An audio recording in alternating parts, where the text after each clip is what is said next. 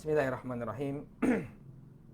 Alhamdulillah nahmaduhu wa nasta'inuhu wa nastaghfiruh wa na'udzu billahi min syururi anfusina wa min sayyiati a'malina. May yahdihillahu fala mudilla lahu wa may yudlil fala hadiyalah. Asyhadu an la ilaha illallah wahdahu la syarika lah wa asyhadu anna Muhammadan abduhu wa rasuluh sallallahu alaihi wa ala alihi wa sahbihi wa man ittaba'a hudahu ila yaumiddin, amma ba'd.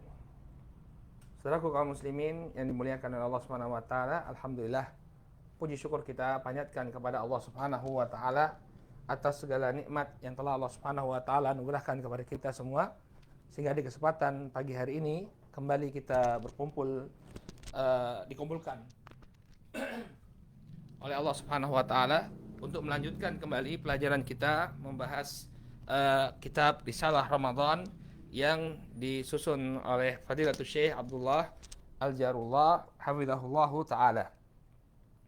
Saudaraku kaum muslimin yang dimuliakan oleh Allah, pada pertemuan yang terakhir kita telah bahas hakikat dari hari raya, di mana banyak di antara kaum muslimin yang melihat hari raya hanya sebagai tempat mereka bersenang-senang, berhura-hura.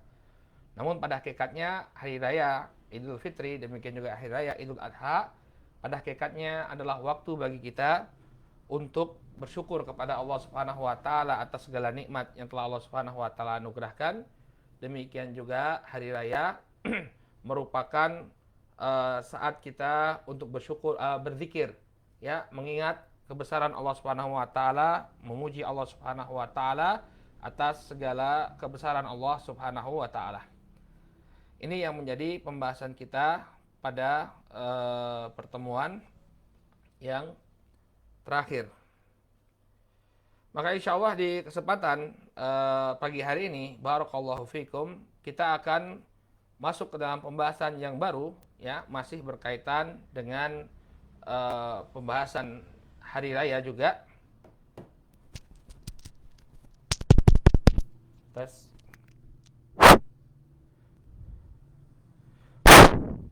Baik, masih berkaitan dengan pembahasan hari raya, kita akan jelaskan tentang bagaimana kaifiyah atau bagaimana petunjuk Nabi SAW di hari raya, terutama dalam permasalahan penunaian sholat Id. Nah, ini penting ya, karena insya Allah besok banyak di antara kita yang akan menjadi imam. Ya, banyak di antara kita yang menjadi imam. Ya, karena di banyak tempat tidak diselenggarakan sholat Id, maka mau tidak mau kita menjadi imam di rumah masing-masing ini ya, terutama bapak ya. Nah, bagaimana sih tuntunan sholat Idul Fitri? Ya, bagaimana tuntunan sholat Idul Fitri? Nah, ini kita hendaknya mengetahui bagaimana petunjuk Nabi SAW dalam tata pelaksanaan sholat Id. Sini kata beliau, hadyun Nabi SAW fil Id. Petunjuk Nabi SAW di hari raya. Nah, qala kana yalbasu ajmala thiyabihi wa ya'kulu fi Idul Fitri qabla khurujihi tamarat. Dahulu Nabi SAW pada hari raya beliau mengenakan pakaian beliau yang terbaik, ya, pakaian yang paling indah, pakaian yang paling bagus, ya.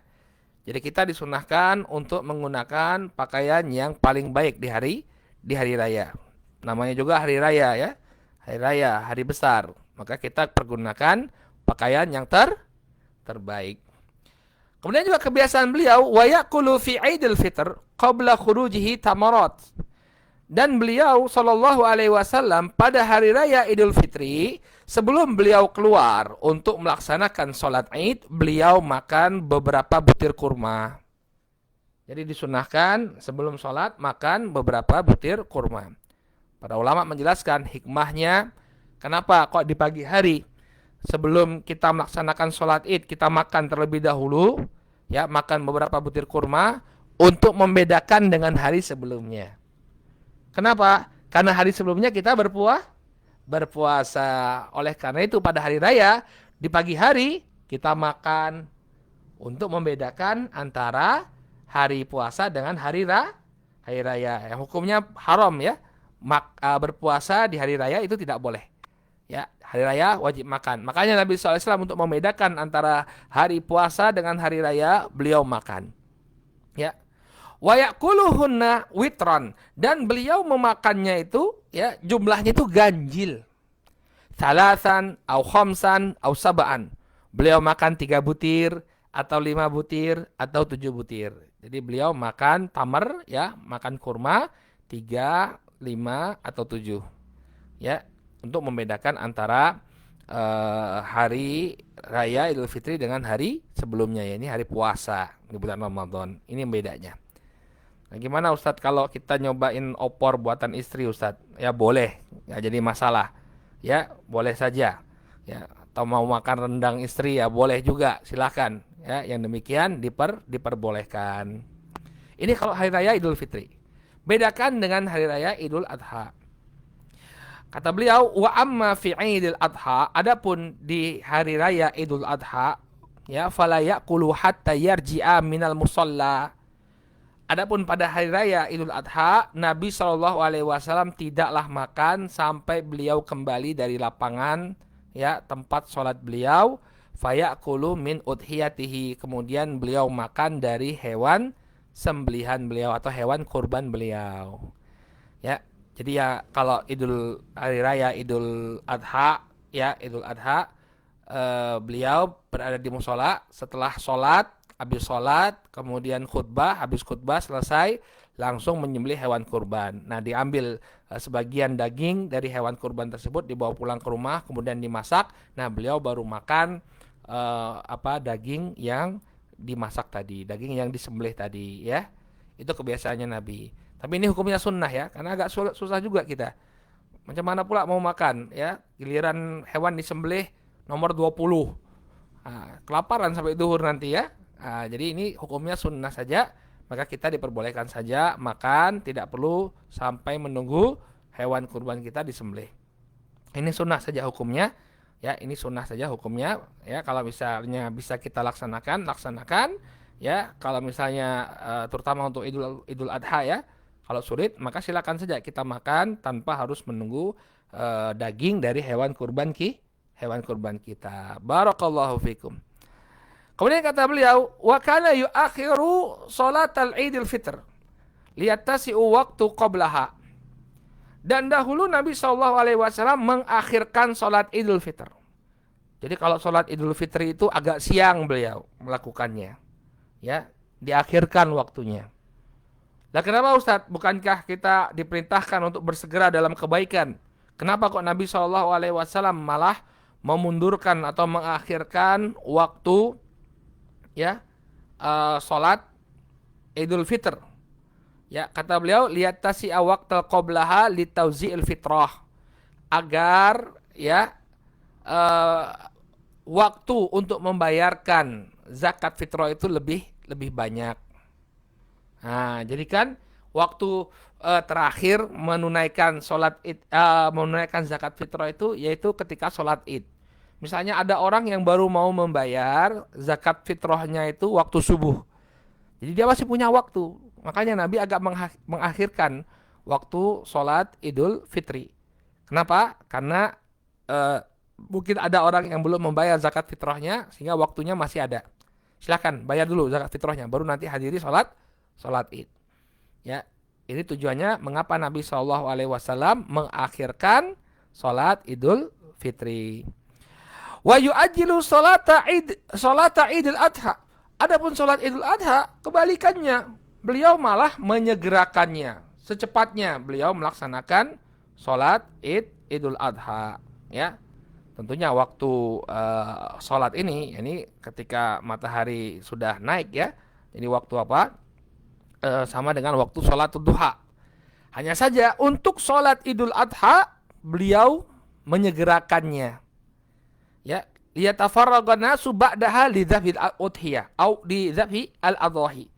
Apa tujuannya? Mengapa beliau alaihi salatu wassalam menyegerakan sholat Idul Adha? Kalau sholat Idul Fitri diakhirkan, kalau sholat Idul Adha disegerakan, agar manusia bisa segera menyembelih hewan kurban. Ya, ini tujuannya. Kenapa sholat Idul Adha disegerakan? Agar orang Jangan lama-lama nunggunya. Kalau sudah lama siang panas. Makanya beliau segera melakukan sholat Idul Adha. Setelah itu manusia pun langsung menyembelih ya hewan kurban. Fasholli li rabbika wanhar. Ya, Allah Subhanahu wa taala berfirman, maka sholatlah untuk Rabbmu dan sembelihlah hewan kurban. Paham ya? Jadi mengapa kalau sholat Idul Fitri itu diakhirkan, sedangkan sholat Idul Adha disegerakan? Ya, Idul Fitri diakhirkan agar orang punya waktu untuk membayar zakat. Adapun Idul Adha disegerakan karena agar orang bisa apa? Menyembelih hewan kurban. Taib. Qala wa kana Ibnu Umar ma'a syiddati tibaihi li sunnati la yakhruj li salatil Id hatta tatlu'u syamsu wa yukabbir min baitihi ilal musalla. Dan diriwayatkan ya dahulu Ibnu Umar, ada sahabat Ibnu Umar, Abdullah bin Umar. Dan beliau ini adalah orang yang sangat sangat kuat pengikutannya terhadap sunnah. Jadi orang yang sangat mengikuti sunnah Nabi Shallallahu Alaihi Wasallam. Beliau tidaklah keluar untuk sholat Id sampai ya matahari itu naik. Ya, ini sudah masuk waktu duha. Kemudian wa yukabbir min baitihi ilal musalla. Lalu beliau pun bertakbir dari rumahnya ke lapangan. Ya. Jadi ke lapangan Id, dari rumahnya ke lapangan Id beliau bertakbir. Ini kebiasaan Abdullah bin Umar yang mana beliau ini sangat kuat pengikutannya terhadap sunnah Nabi kita Muhammad sallallahu alaihi wa ala alihi wasallam. Ya. Jadi bertakbir dari rumah. Allahu akbar, Allahu akbar, la ilaha illallah, Allahu akbar walillahil hamd. Nah, kalau di rumah ya nggak perlu ya. Kalau memang nanti besok itu kita sholatnya di rumah ya nggak, ya bertakbirnya di rumah saja ya. Mau kemana? Bertakbir dari kamar ke ruang tamu nanti ya. Misalnya sholatnya di ruang tamu, dia takbir dari kamar ke ruang tamu misalnya. Oh nggak perlu ya. Ya, ini dia untuk mensyiarkan Islam, keluar dari rumah sampai ke jalan sehingga jalan-jalan itu penuh dengan takbir. Kita dengar suara takbir, syiar Allah itu tampak. Ya.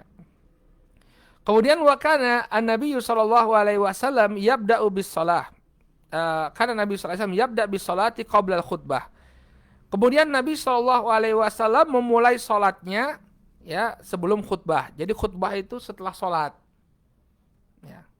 Nah, gimana Ustadz kalau kita di rumah nih Ustadz? Ya para ulama mengatakan ya barang siapa yang mampu untuk berkhutbah dia berkhutbah. Barang siapa yang tidak mampu untuk berkhutbah maka cukup bagi dia untuk sholat saja. Sholatnya seperti sholat Id saja ya. Sholat nanti kita akan jelaskan bagaimana kaifiat sholat Id. Ya Bapak latihan dulu ya nanti ya.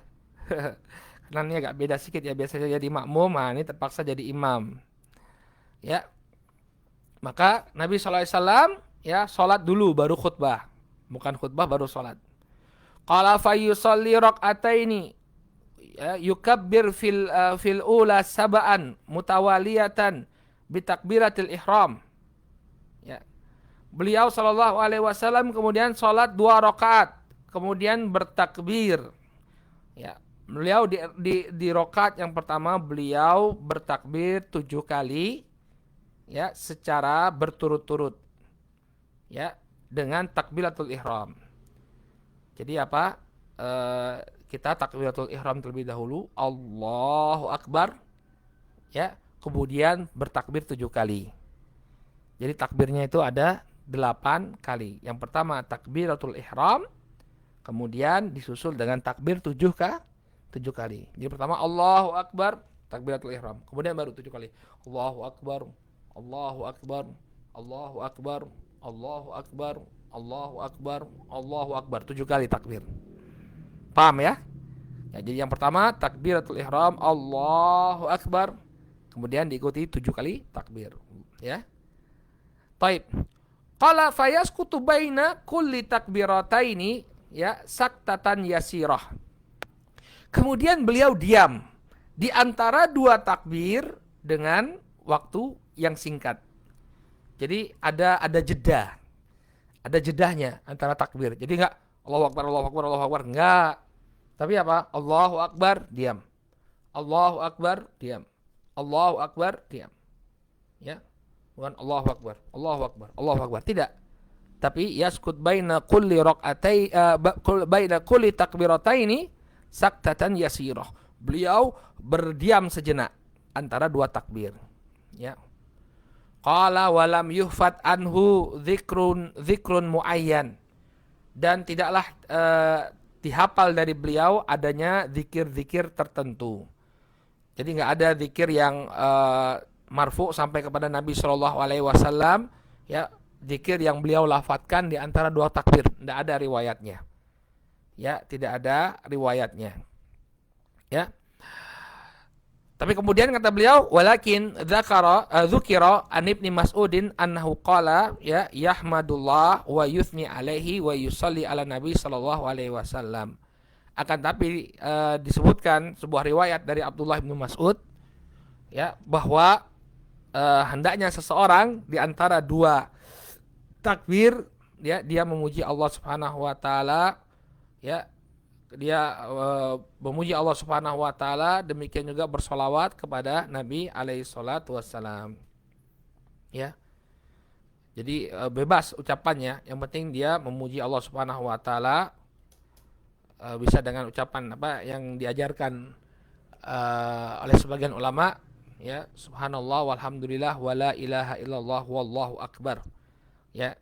Tapi ini ingat, ya, tidak ada satu zikir pun yang warid dari Nabi Shallallahu Alaihi Wasallam, zikir antara dua takbir, antara takbir salat Id itu tidak ada satupun yang warid sampai Nabi Shallallahu Alaihi Wasallam. Hanya saja sebagian ulama, ya, mereka menyebutkan karena ini tujuannya adalah memuji Allah, membesarkan Allah Subhanahu Wa Taala, kita bisa mengucapkan subhanallah walhamdulillah wala ilaha illallah wallahu akbar. Baik, ya, jadi ini yang dibaca, ya. Bagi bapak yang jadi imam jangan lupa, ya, Pak, ya. Rakaat pertama berapa takbirnya? 7. Ya, rakaat kedua 5. Ya, rakaat kedua 5. Kemudian wa kana Ibnu Umar yarfa'u yadayhi ma'a kulli takbirat. Ya. Dan dahulu Ibnu Umar radhiyallahu anhu, beliau mengangkat kedua tangannya di setiap takbir. Ya, jadi setiap takbir itu diangkat tangannya. Allahu Akbar, angkat tangan. Allahu Akbar, angkat tangan.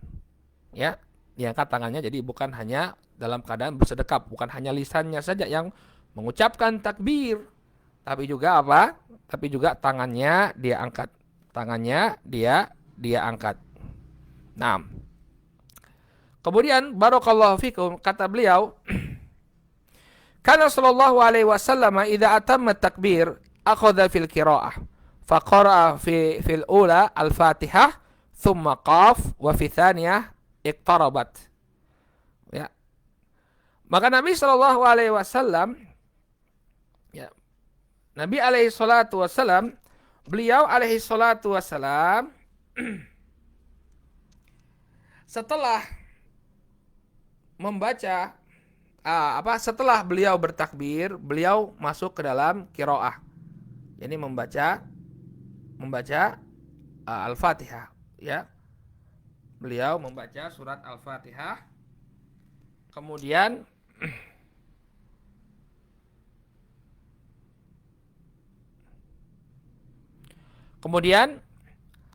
thumma qaf. Kemudian di rakaat yang pertama beliau membaca surat Qaf.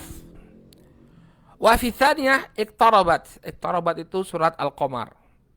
Ya, surat Al-Qamar. Iqtarabatis saah wa syaqqal qamar. Ya. Jadi pada rakaat yang pertama surat Qaf, kemudian pada rakaat yang kedua membaca surat Al-Qamar. Kemudian wa rubbama qara'a fiha bisabbih wal ghasyiyah. Dan terkadang beliau juga membaca pada rakaat yang pertama, yakni surat Sabbihisma. Surat apa? Al-A'la. Kemudian yang kedua Al-Ghasyiyah. Hal ataka haditsul ghasyiyah. Jadi ini kebiasaan Nabi sallallahu alaihi wasallam, ya. Jadi rakaat pertama beliau membaca surat Qaf, kemudian rakaat keduanya surat Al-Qamar.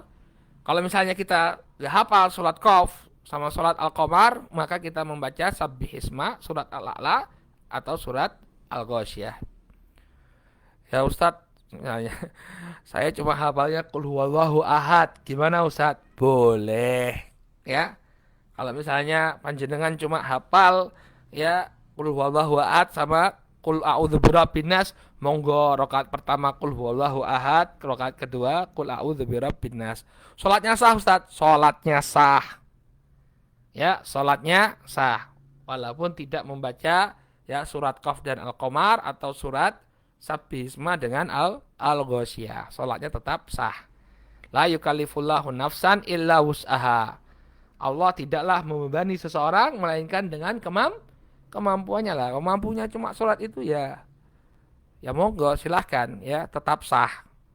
Ya. Kemudian kata beliau ya hafizahullah taala, fa idza faragha min qiraati kabbara wa raka'a. Kemudian setelah beliau selesai membaca surat, beliau bertakbir kemudian ruku. Ya. Kemudian ruku, ya. Terus selesai sampai salat seperti salat biasa. Kemudian yukabbir fi tsaniyah. Kemudian beliau bertakbir lagi pada rakaat yang kedua. Ya. Khamsan mutawaliyatan. Ya. Beliau bertakbir 5 kali secara berturut-turut. Dan ini juga di luar takbir intiqal. Ya, jadi setelah dia sujud pada rakaat pertama, kemudian dia bangkit, dia kan menyebutkan takbir itu, Allahu Akbar, bangkit. Nah setelah bangkit, ya, setelah dia berdiri, mantap, baru kemudian dia bertakbir 5 kali. Allahu Akbar, Allahu Akbar, Allahu Akbar, Allahu Akbar, Allahu Akbar, 5 kali. Ya, jadi dia takbir, ya, berangkat dari sujudnya, ya, Allahu Akbar, kemudian dia bertakbir 5 kali. Jadi takbir 5 kali ini di luar takbir intiqal, takbir perpindahan. Jadi dia bertakbir untuk pindah, setelah dia berdiri sempurna, kemudian dia pun bertakbir 5 kali. Sama seperti yang pertama, cuma jumlahnya berbeda. Ya, kalau yang pertama 7 kali takbir, kalau yang kedua berapa? 5 kali takbir. Ya, summa akhadha fil qiraah, kemudian beliau membaca Al-Fatihah dan juga tadi surat, ya, imma surat Al-Qamar atau surat Al-Ghasyiyah pada rakaat yang kedua. Fa idzan sarafa qama muqabilan nas wa hum julus. Kemudian setelah beliau sallallahu alaihi wasallam selesai salat, beliau pun berdiri dengan menghadap manusia dalam keadaan manusia duduk. Ala sufufihim, mereka tetap berada di saf-saf mereka. Jadi jamaah tetap berada di saf-saf mereka. Ya, kemudian fayaidzuhum wa ya'muruhum wa yanhahum. Kemudian beliau memberikan nasihat kepada mereka, ya, memberikan khutbah nasihat kepada mereka, memerintahkan mereka untuk melakukan amalan kebaikan dan melarang mereka dari perbuatan buruk. Ya, tapi kalau misalnya kita tidak mampu untuk berkhutbah, maka tidak perlu, ya. Sebagian ulama mengatakan bahwa khutbahnya tidak perlu, ya. Ya, jadi cukup bagi kita untuk sholat saja, ya. Jadi Anda tidak dibebani untuk melakukan khutbah. Tapi barang siapa yang bisa berkhutbah silakan saja, karena memang pada asalnya sholat Id itu, ya, memang ada khutbahnya, dia berkhutbah di hadapan keluarganya. Fala ba'sa bihi, enggak jadi masalah. Kemudian termasuk sunnah yang dilakukan oleh Nabi alaihi salatu wassalam, ya, yang dilakukan oleh Nabi alaihi salatu wassalam, wa kana yukhalifu tariq yaumal id fayadhhabu min tariq wa yarji'u min akhar. Ya, kemudian Nabi sallallahu alaihi wasallam punya kebiasaan juga, ya, beliau berbeda jalan. Jadi jalan menuju lapangan, ya, ketika berangkat menuju lapangan, beliau menempuh satu jalan, pulangnya menempuh jalan yang berbeda, ya. Jalannya beliau menempuh jalan yang berbeda, ya. Qala wa kana, kemudian kata beliau, wa kana yaktasilu lil aidain, dan dahulu Nabi sallallahu alaihi wasallam termasuk sunnah beliau adalah mandi. Ya, jadi sebelum salat Id itu mandi terlebih dahulu. Beliau mandi untuk menyambut hari raya. Wa kana sallallahu alaihi wasallam yaftatihu khutabahu kullaha bilhamd. Dan Nabi sallallahu alaihi wasallam juga membuka khutbahnya dengan memuji Allah Subhanahu wa taala. Wa qala kullu amrin dzibalin la yubda bihi bihamdillah fahuwa ajdam. Ya, setiap amalan yang penting yang kemudian tidak dimulai dengan alhamdulillah, maka amalan tersebut akan terputus. Rawahu Ahmad wa ghairihi. Hadis ini wa ghairuhu diriwayatkan oleh Imam Ahmad dan yang selainnya. Wa an Ibnu Abbas radhiyallahu anhuma. Ya. Demikian juga termasuk perkara yang perlu kita ingatkan bahwa tidak ada sholat sunnah sebelum sholat Id dan setelahnya. Ya, kalau dia sholatnya di musola ya, kalau dia sholatnya di musola, ya, kalau dia sholatnya di musola, maka tidak disyariatkan sholat apapun. Nah, kalau dia sholatnya di masjid gimana? Kalau dia sholatnya di masjid maka disyariatkan untuk tahiyatul masjid terlebih dahulu. Kalau misalnya dia sholatnya di masjid, kalau misalnya antum di daerah yang masih aman ya, ya kan kita nih di Indonesia kan nggak sama semua, ada daerah-daerah yang masih aman. Kalau misalnya sholatnya di masjid misalnya, ya dengan tetap memperhatikan protokoler kesehatan, silakan sholat ya. Kalau misalnya memang daerahnya masih aman, tapi dengan dengan mematuhi aturan yang ada ya, misalnya jaraknya tidak dekat-dekatan, kemudian menggunakan masker dan lain sebagainya. Saya sendiri berpendapat nggak apa-apa kalau misalnya daerahnya daerah yang aman, ya daerahnya yang memang aman, silahkan saja. Nah kemudian tidak sholat ya, tidak sholat sebelum dan setelah sholat id, kecuali dia di masjid. Kalau di masjid dia ya hendaknya dia sholat tahiyatul masjid terlebih dahulu.